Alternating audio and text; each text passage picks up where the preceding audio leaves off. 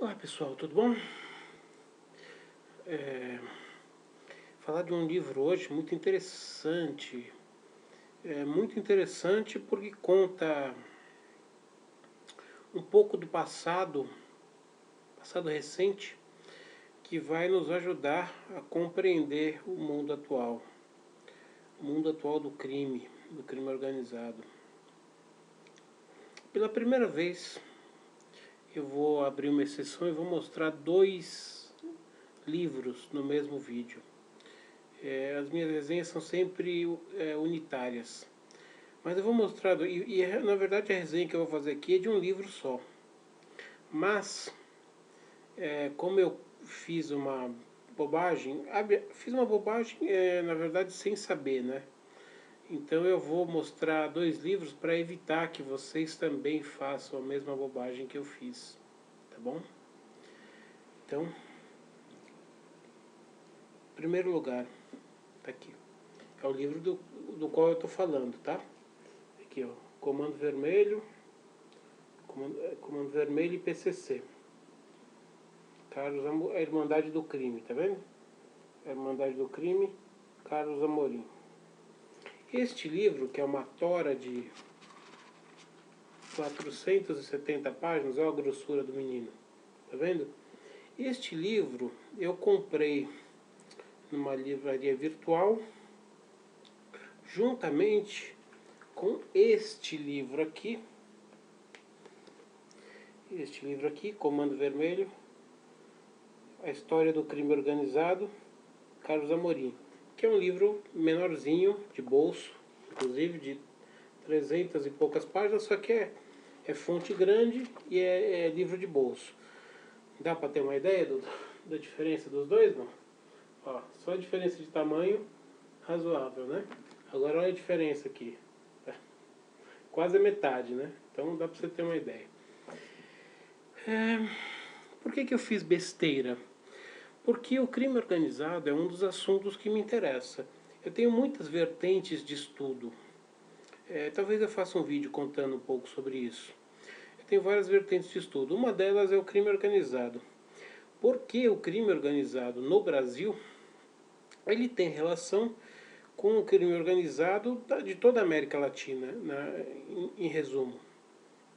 É um movimento só. O ramo brasileiro é só um dos braços desse tentáculo. Então, como é um tema que eu estudo há muito tempo, então tudo que aparece desse tema eu pego. Então, como eu comprei os dois livros da mesma compra virtual, eu não tinha como saber que, na verdade, este livro aqui foi escrito pelo Carlos Amorim em 1993. E este livro aqui foi escrito pelo mesmo Carlos Amorim em 2003, 10 anos depois. E quando ele escreveu esse livro em 93, só existia o Comando Vermelho. Claro, tinha as ramificações, ramificações não, tinha as dissidências, né? O Comando Vermelho é o primeiro grande grupo organizado que surgiu na década de 70. Depois do próprio Comando Vermelho surgiu o Terceiro Comando.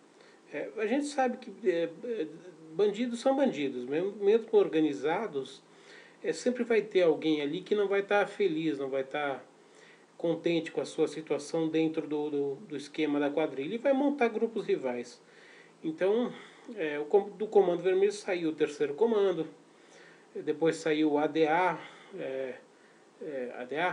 Amigos dos Amigos, a abreviatura de Amigos dos Amigos, e outras facções menores. Mas o Comando Vermelho foi o grande começo de tudo. Então, quando o Carlos Amorim escreveu o livro Comando Vermelho, de 93, só existia o Comando Vermelho e essas ramificações dele, essas dissidências. Quando ele fez a história do PCC, Primeiro Comando da Capital, em 2003, ele reescreveu tudo que ele tinha escrito sobre o Comando Vermelho nesse livro novo e acrescentou o PCC.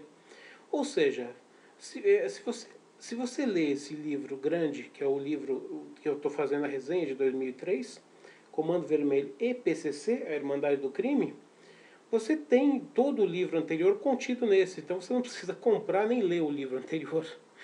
Eu, muito burro, ingênuo na verdade, eu li primeiro, obviamente, o de 93, e em seguida fui ler o de 2003. A hora que eu fui ver, eu falei, mas está repetindo tudo.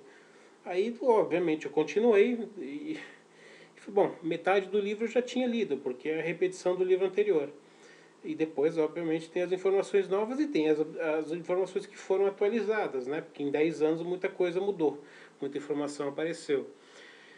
Então, se você se interessa pelo tema, compre apenas este aqui. Nesse aqui já está incluso o outro e tem tudo que você precisa saber.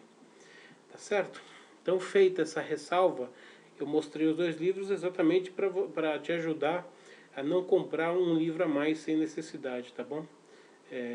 Com um só você tem os dois. Então é isso. Carlos Amorim foi o jornalista que fez esses dois livros. Ele fez um terceiro livro, me parece, mas o terceiro livro ainda não tenho. Não sei exatamente. O terceiro livro, eu não lembro agora o título, mas eu ainda não tenho. Então eu vou comentar sobre esse aí. Carlos Amorim é um jornalista de 60 e poucos anos, ainda está nativa, parece que ele produz um seriado chamado 9mm em alguma TV aí, que eu não sei qual TV porque eu não assisto.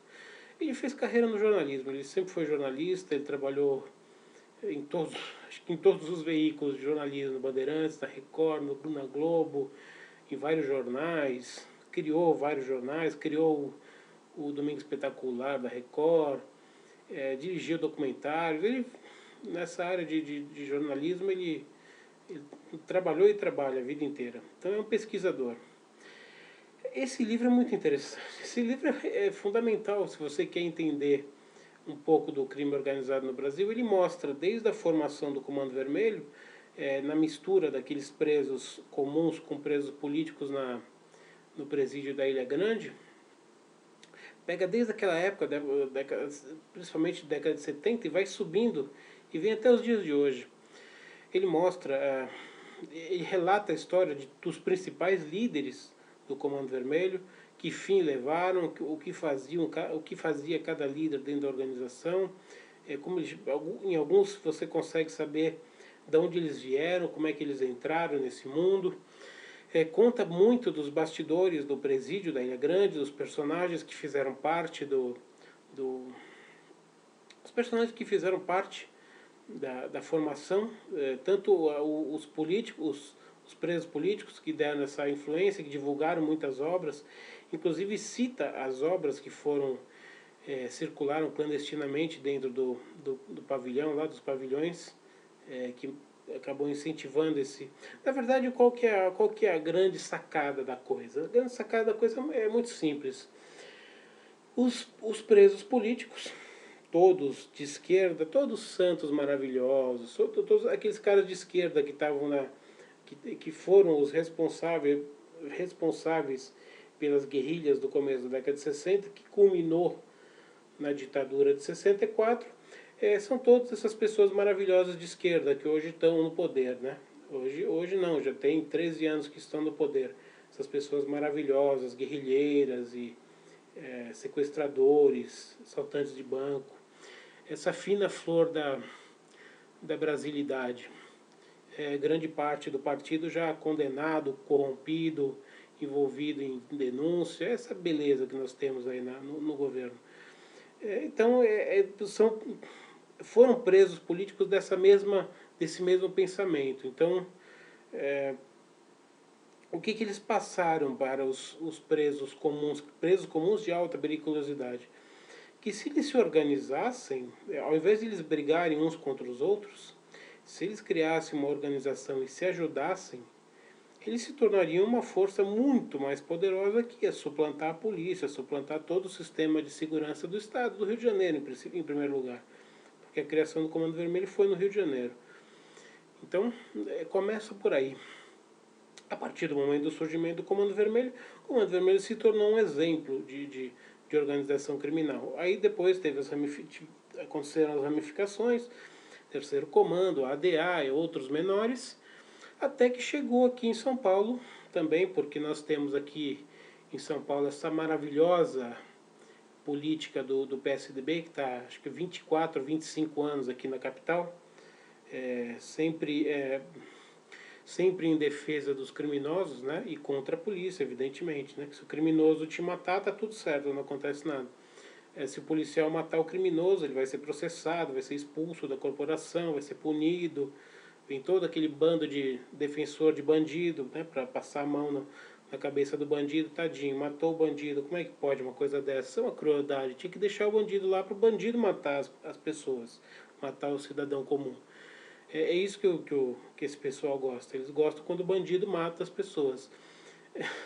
Tem até uma brincadeira que fizeram, eu não sei qual político ou qual... Eu vi no YouTube esse vídeo, não sei, não lembro quem foi que falou, eu assisto muito vídeo do YouTube. Comentando inclusive sobre uma reação da famosíssima Maria do Rosário do PT, né? Eu não lembro se ela é senadora ou se ela é deputada, que quando você fala que um cidadão foi morto por um bandido, ela não tem reação nenhuma. Se você falar que um policial matou um bandido, aí ela se debulha em lágrimas.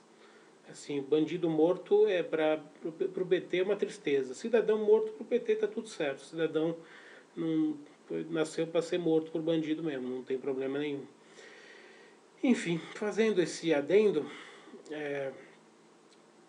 e voltando ao livro, aqui em São Paulo também o PSDB, a política de segurança pública do PSDB está falida há muito tempo. O PSDB criou o PCC, né? O PCC foi criado pelos governos aí do Alckmin, do Serra, e no começo também do Mário Covas, né? Porque ele foi o precursor desse PSDB no governo do estado, pelo menos nessa segunda... O PSDB já teve no governo do estado na época do Montoro, se bem que no Montoro na época era do PMDB, porque não tinha havido não tinha acontecido a separação ainda do PSDB saindo do PMDB. Então, depois dos governos Quércia e Fleury, os dois do PMDB, voltou o PSDB para o estado de São Paulo e não saiu nunca mais, né?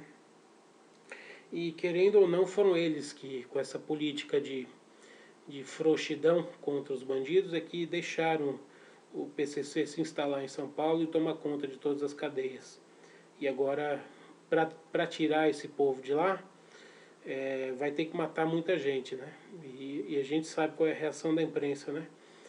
Como aconteceu no Carandiru, né? Que entrou a polícia e acabou matando 100 e poucos presos. Até hoje isso é um escândalo nacional. Falar nisso, né? O tal do Ubiratã Guimarães, que era o principal nome desse massacre no Carandiru, foi morto em circunstâncias não explicadas no seu apartamento, né? Talvez uma queima de arquivo. Isso foi morto recentemente, tem uns poucos anos atrás aí. Mas enfim, esse livro fala, eu já estou me alongando demais, esse livro conta desde a essência, desde a gênese do Comando Vermelho, passando por suas diversas dissidências e chegando ao PCC. A hora que você terminar de ler esse livro, você vai ficar bastante desesperançoso. Pelo que está relatado ali, eu não vejo como isso pode ser desbaratado em curto espaço de tempo. Porque os presos, o PCC tem um comando tão grande sobre os presos da cadeia, que qualquer coisa, qualquer atitude hoje que um governante for tomar, eles vão fazer de tudo. Eles vão fazer greve de fome, eles vão destruir todos os presídios, provocar rebelião em todos os presídios. Eles têm um exército nas ruas, eles vão fazer igual fizeram 10, 12 anos aqui em São Paulo, botar o PCC na rua metralhando postos da polícia, quartéis e tudo mais, que teve na transição, na época que o Serra saiu para ser candidato a presidente, assumiu o Cláudio Lembo, que era o vice, até o próximo governante assumir. A gente teve aquelas ondas de ataque do PCC aqui em São Paulo, que as pessoas, teve quase toque de recolher, as pessoas tinham medo de sair na rua, durou 2, 3 dias isso. Muitos policiais foram mortos, atacados, bases da polícia. Então, assim, o PCC já mostrou que ele domina o... Há quem diga, é óbvio que ninguém não tem como provar isso, né? Não sou nem eu que estou dizendo, mas naquela ocasião, houve quem dissesse que o governo do estado teve que fazer um acordo com o PCC para encerrar esses ataques. Cedeu algumas coisas e tal, cedeu algumas exigências e tal, e aí os ataques pararam. Mas o PCC domina hoje em dia todas as penitenciárias e, assim, eu não sei se a segurança pública de São Paulo conseguiria desbaratar isso. Porque exatamente pelo sistema de chantagem que eles têm. Se o governo do estado hoje, não o Alckmin, né? O Alckmin é uma pessoa meiga demais para esse tipo de coisa. Mas se a gente tivesse um governador aqui em São Paulo que fosse realmente efetivo e quisesse acabar com o PCC, qualquer medida que ele fizesse para reprimir os líderes ou os principais membros, isso ia desembocar numa guerra civil, porque os caras iam botar todo o time deles na rua, ia de novo atacar quartéis da polícia, matar gente inocente, explodir um monte de coisa, fora o que eles iam fazer nas penitenciárias, né? Iam botar fogo em todas elas, criar rebelião em todas elas, matar um monte de gente, ameaçar greve de fome. Ou seja, aí toda a imprensa ia cair em cima do governador, dizendo que o governador é que abriu guerra contra os caras, estão matando inocentes e tudo mais. Então, combater esse povo hoje, depois de onde eles já chegaram, a hora que você termina de ler esse livro, você vai perder um pouco as esperanças de ter um dia o fim do crime organizado no Brasil. Eu acho impossível que ele acabe. A não ser que a gente consiga fazer uma faxina e mandar esses políticos de PT e PSDB, essa cambada de porcaria que arruinaram com a segurança pública brasileira, a gente conseguir arrancar essas porcarias do poder, do governo, da presidência, de todos os cargos principais e colocar gente realmente que tem compromisso em defender a população, não em proteger o bandido, porque e mesmo isso levaria anos e anos, décadas provavelmente, para você conseguir derrotar essas quadrilhas do crime organizado. É uma briga de décadas e ela nem começou ainda. É uma briga que vai durar décadas se um dia ela começar. Eu não tenho esperança de, enquanto eu viver, de um dia ler uma notícia ou alguém disser que acabou o Comando Vermelho, acabou o PCC, acabou o crime organizado no Brasil. Impossível. E se você ler esse livro e fizer uma associação com outros livros que tem no mercado, que também fazem essa ligação, o PCC e o Comando Vermelho já estão interligados. Todo mundo já sabe que fazem parte, os líderes se conversam. Hoje em dia são duas organizações que atuam em conjunto. E de onde que vem grande parte desse poder, principalmente do Comando Vermelho? Vem do tráfico de drogas. E o Brasil não produz droga. Então, o tráfico de drogas eles compram essa droga das Farc. Das Farc, esqueci o nome agora. Bom, é das Farc, aquele movimento revolucionário colombiano. Forças Revolucionárias Unidas da Colômbia. Forças Armadas, uma coisa assim, a FARC, Forças Armadas Revolucionárias da Colômbia, é isso. E as Farc é uma organização cujos membros, líderes, chegam no Brasil e são recebidos pelo governo federal, são recebidos por todos os governos de esquerda de estados, como se fossem representantes de um país. Então, assim, a promiscuidade entre o governo, as Farc, e as Farc são os fornecedores de droga para o Comando Vermelho e para todas as organizações criminosas, então está tudo interligado, na verdade. Esse é que é o grande problema. É por isso que não se faz nada para combater. Todo mundo sabe quais são os... Nesse livro mesmo ele aponta, em outros livros a gente sabe. Todo mundo que trabalha na imprensa, ou que trabalha na polícia, ou na Secretaria de Segurança, sabe, por exemplo, cada morro do Rio de Janeiro, quem é o dono. Quem é o dono do morro e a que facção ele pertence. Se pertence ao Comando Vermelho, ao Terceiro Comando, ao ADA ou qualquer outro menor aí. Todo mundo sabe. Todo mundo sabe, inclusive, quem são os membros. Por que, que não combatem isso? Não combatem isso porque não têm vontade de fazer isso. Eles têm proteção de políticos, têm proteção de muita gente poderosa. Então, é por isso que isso nunca vai acontecer, nunca vai acabar isso, tá bom? Então é isso.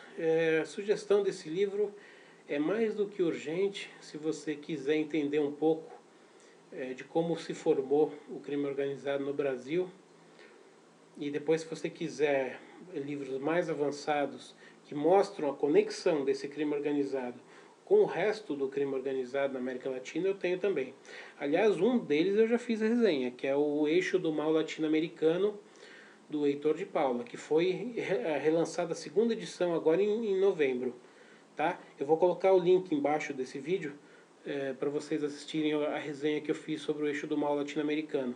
Porque lá mostra a ligação do crime organizado brasileiro com o eixo. Quem que é o eixo do mal latino-americano? É essa associação de entidades criminosas que tenda em toda a América Latina, a partir de Cuba, que é o grande epicentro de tudo isso. Tá bom? Então é isso.